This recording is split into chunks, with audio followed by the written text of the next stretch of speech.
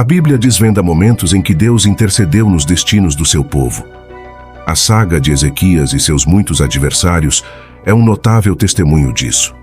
Ezequias se erguia como uma antítese viva de seu pai infame, Acás. Em seu reinado, ele foi agraciado de maneira singular por seguir o caminho justo, uma luz radiante no contraste das sombras passadas. Suas escolhas resplandeciam com a essência da retidão, trazendo um brilho de esperança sobre um caminho mergulhado na escuridão. Aos olhos do Eterno como o seu antecessor Davi. 2 Reis, capítulo 18, versículos 1 e 2 diz: E sucedeu que no 3º ano de Oséias, filho de Elá, rei de Israel, começou a reinar Ezequias, filho de Acás, rei de Judá. Tinha 25 anos de idade quando começou a reinar, e 29 anos reinou em Jerusalém. E era o nome de sua mãe Abi, filha de Zacarias. Ezequias, em sua sabedoria, trilhou caminhos que agradavam ao Senhor, assim como o seu antecessor Davi fizera. Ele foi um dos raros líderes que purificou a terra, derrubando altares idólatras e desmantelando lugares de culto que desviavam o coração do povo.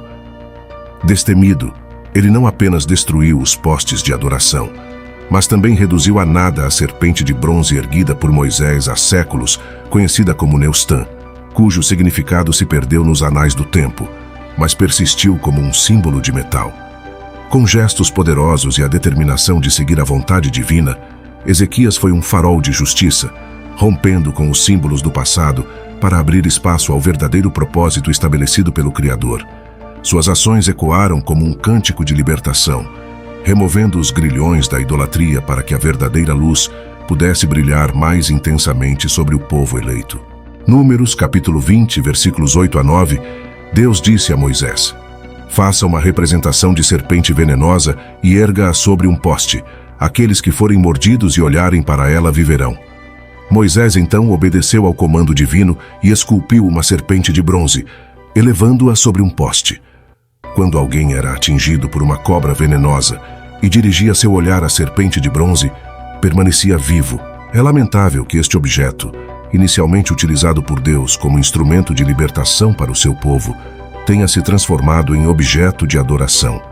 Ezequias destacou-se entre reis de Judá por sua lealdade a Deus e seus mandamentos.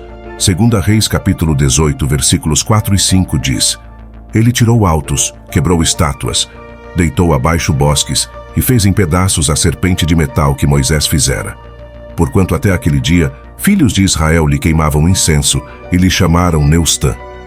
No Senhor Deus de Israel confiou, de maneira que depois dele não houve quem lhe fosse semelhante entre todos os reis de Judá, nem entre que foram antes dele. Ezequias foi um rei único, sem igual entre reis anteriores ou posteriores em sua devoção. Em meio a infidelidades e ações condenáveis de outros reis, Ezequias foi um sopro revigorante. Seu reinado foi marcado pela prosperidade e pela confiança depositada no Senhor. 2 Reis, capítulo 18, versículos do 6 ao 16 diz: O Senhor estava ao lado de Ezequias, trazendo prosperidade aonde quer que ele fosse. Ezequias desafiou o rei da Assíria e rejeitou sua submissão, vencendo os filisteus em batalha, conquistando territórios de torres solitárias a cidades fortificadas. Enquanto isso, a Assíria sitiou Samaria e a capturou após 3 anos, levando o povo de Israel ao exílio por não obedecerem ao Senhor. No 14º ano do reinado de Ezequias, Senaqueribe, rei da Assíria que sucedeu Salmaneser, cercou todas as cidades fortificadas de Judá. Lutas e desafios enfrentados por Ezequias e seu povo testaram sua fé, mas mesmo diante das adversidades, a presença do Senhor permaneceu com eles. Jerusalém foi cercada e capturada, exceto pela capital. Ezequias, rei de Judá, enviou uma mensagem ao rei da Assíria, admitindo seu erro e concordando com imposições feitas a ele. O rei da Assíria exigiu um tributo de prata e ouro, 300 talentos de prata e 30 talentos de ouro. Ezequias ofereceu todo o tesouro do templo do Senhor e do palácio real. Infelizmente, o rei assírio Senaqueribe atacou e conquistou todas as cidades fortificadas de Judá, exceto Jerusalém. Diante desses eventos, Ezequias pode ter percebido que suas decisões foram mal calculadas. Ezequias admitiu seu erro a Senaqueribe, oferecendo um resgate para salvar seu povo do destino de Israel. Ele enviou todo o ouro e prata disponível, inclusive do templo, numa tentativa desesperada de atender à enorme demanda. Mas as coisas estavam prestes a piorar. Deus cercou assírios em volta de Jerusalém, para testar a fé do rei Ezequias e demonstrar seu grande poder que nenhum outro Deus tem, para seu povo Israel. Senaqueribe talvez não tenha se contentado com o resgate que o rei Ezequias fez, ou queria um motivo para invadir Israel. O rei da Assíria enviou seus altos oficiais para exigir a rendição da cidade. 2 Reis capítulo 18, versículo 17 diz: Contudo, o rei da Assíria enviou Tartã, e Rabi-Saris e Rabsaqué, de Laquis, com grande exército ao rei Ezequias a Jerusalém. Subiram e vieram a Jerusalém, e subindo e vindo eles, pararam ao pé do aqueduto da piscina superior, que está junto ao caminho do campo do lavandeiro. 2 Reis capítulo 18, versículo 18 diz: E chamaram o rei, e saíram a eles Eliaquim, filho de Ilquias, o mordomo, e Sebna, o escrivão, e Joá, filho de Asaf, o cronista. Em 2 Reis capítulo 18, versículos 19 ao 21 nos diz: E Rabsaqué lhes disse: Ora, dizei a Ezequias, assim diz o grande rei, o rei da Assíria: Que confiança é esta em que te estribas?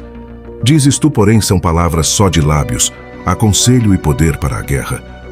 Em quem, pois, agora confias, que contra mim te rebelas? Eis que agora tu confias naquele bordão de cana quebrada, no Egito, no qual, se alguém se encostar, entrar-lhe-á pela mão e a furará. Assim é Faraó, rei do Egito, para com todos que nele confiam. O representante real de Senaqueribe fez um discurso persuasivo, alegando ter a aprovação divina para destruir Jerusalém, tentando convencer Ezequias e seu povo a se renderem sem resistência. Representantes assírios confrontaram líderes de Judá, apontando para a inutilidade da aliança com o Egito e reforçando a ideia de que Judá enfureceu seu Deus ao destruir locais de adoração. Ezequias agiu corretamente, mas mesmo seus apoiadores poderiam duvidar de suas ações. Os assírios insistiram na fraqueza do exército de Judá, frisando que era incapaz de enfrentar a Assíria, especialmente após o tributo pago por Ezequias. Mentindo sobre a aprovação divina para atacar, tentaram minar a confiança do povo de Jerusalém, já desmoralizado pelas conquistas anteriores dos assírios. Ao serem solicitados a falar em aramaico para proteger o moral dos ouvintes nos muros, assírios recusaram e continuaram suas ameaças. Queriam instilar temor e submissão, reforçando o ultimato do rei assírio e minando a esperança de livramento por parte do Senhor. Representantes da Assíria ameaçaram o povo de Judá de forma repugnante. 2 Reis capítulo 18, versículo 27 diz: Porém Rabsaqué lhes disse: Porventura mandou-me meu senhor somente a teu senhor e a ti, para falar estas palavras e não antes a homens, que estão sentados em cima do muro, para que juntamente convosco comam o seu excremento e bebam a sua urina? Então Rabsaqué tentou persuadir o povo que estava na muralha, gritando em voz alta que ofereceria paz e prosperidade em troca de sua rendição. Eles garantiram comida, água e uma terra farta, tentando convencer o povo a se render e evitar sofrimento. Mas, na verdade, buscavam apenas a submissão. Os assírios tentaram minar a confiança de Judá em Ezequias, dizendo para não acreditarem nas promessas de que o Senhor viria em socorro. Ofereceram uma terra de abundância e riquezas em troca de submissão, sem mencionar suas verdadeiras intenções de deportação e dominação. Como uma tentação sedutora, assírios prometeram conforto e prosperidade para enfraquecer a determinação do povo diante do cerco iminente, agindo de forma semelhante à maneira como Satanás tenta crentes com promessas atrativas. Representantes da Assíria desafiaram Judá, perguntando se algum Deus das nações havia conseguido salvar seu povo deles. Ressaltaram que deuses de outras terras não conseguiram proteger suas nações e questionaram se o Senhor poderia salvar Jerusalém. O povo, silenciado por ordem do rei, não respondeu, e isso gerou fúria nos altos oficiais do rei assírio. Eliaquim, Sebna e Joá, homens de Ezequias, voltaram para relatar a mensagem angustiante do Rabsaqué. Com suas roupas rasgadas de aflição, trouxeram a notícia para Ezequias, que reagiu com tristeza, rasgando suas vestes, cobrindo-se de pano de saco e buscando ajuda no templo do Senhor. Ezequias enviou mensageiros a Isaías, o profeta, expressando sua angústia diante das ameaças da Assíria. Reconhecendo a gravidade da situação e a falta de forças para lidar com a adversidade iminente, Ezequias buscava orientação e proteção divina diante da ameaça iminente do rei da Assíria. Quando Ezequias ouviu a provocação do rei da Assíria, ele rasgou suas vestes, mostrando tristeza e desespero. Mesmo após ter sido fiel e ter buscado seguir as instruções de Deus, ele se viu diante de um momento desafiador, onde Deus parecia silencioso. Isso nos lembra que a fidelidade a Deus não nos protege automaticamente de dificuldades, mas nos prepara para enfrentá-las com uma perspectiva divina. Confiança em Deus nos momentos difíceis nos fortalece para lidar com adversidades e sofrimentos. Ezequias, apesar da angústia, buscou o templo para adorar a Deus e procurou uma palavra divina através do profeta Isaías. Isaías, ao ouvir sobre a situação grave, assegurou que Deus não permitiria o rei da Assíria prevalecer. Deus colocaria um espírito nele para ouvir um rumor e retornar à sua terra, onde seria derrotado pela espada. Isso mostrava a promessa divina de que a ameaça seria vencida e que o poder de Deus se manifestaria no momento certo. Deus enviou uma mensagem reconfortante a Ezequias, por meio de seus servos, instruindo-o a não temer. Esse comando, não tenham medo, frequentemente usado na Bíblia, mostrava a maneira de Deus de acalmar seu povo, assegurando que ele estava no controle. Deus não só ouviu blasfêmias do representante assírio, como também planejou uma resposta. Ele determinou que o rei Senaqueribe, em vez de atacar Jerusalém, retornaria à sua terra e seria derrotado pela espada. Enquanto Senaqueribe se preparava para atacar, ele soube sobre a aproximação do rei da Etiópia e decidiu desviar sua atenção temporariamente de Jerusalém. Ele reforçou suas ameaças a Ezequias, insistindo que Jerusalém não seria poupada. Ezequias, ao receber a carta dos mensageiros, buscou orientação de Deus, levando-a ao templo e orando fervorosamente ao Senhor, reconhecendo-o como Deus de Israel, suplicando por intervenção divina. Ezequias, ao receber a carta de Senaqueribe, não se desesperou, mas a levou ao templo e a apresentou diante de Deus em oração.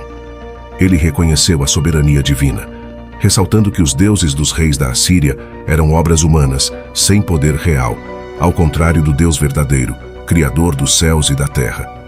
Ezequias implorou a Deus para livrá-los das mãos de Senaqueribe, não apenas para salvar seu povo, mas para mostrar ao mundo que só o Senhor é Deus.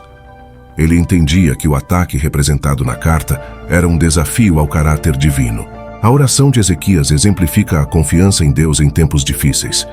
Isaías, então, enviou uma mensagem a Ezequias, assegurando que Deus havia ouvido sua oração e traria resposta. A mensagem divina para Senaqueribe, rei da Assíria, foi de desdém e zombaria.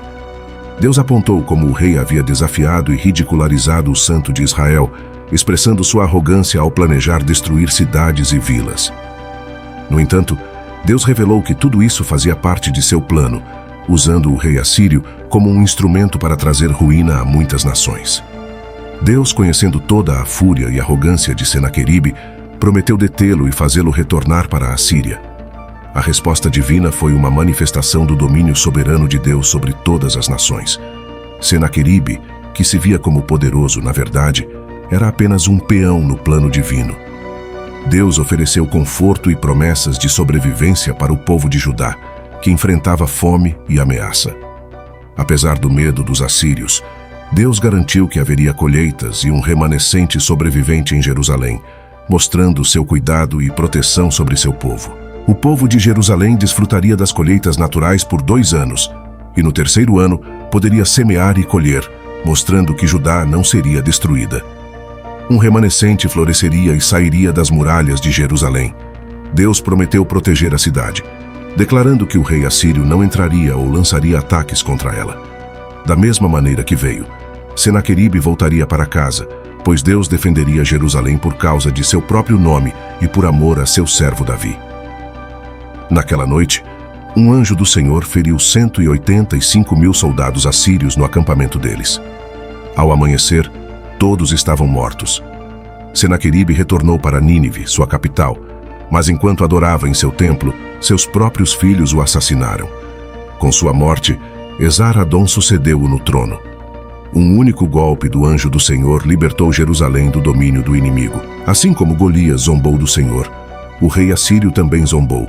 Mas no final, o Deus de Senaqueribe não pôde proteger seu devoto discípulo, nem mesmo em seu próprio templo.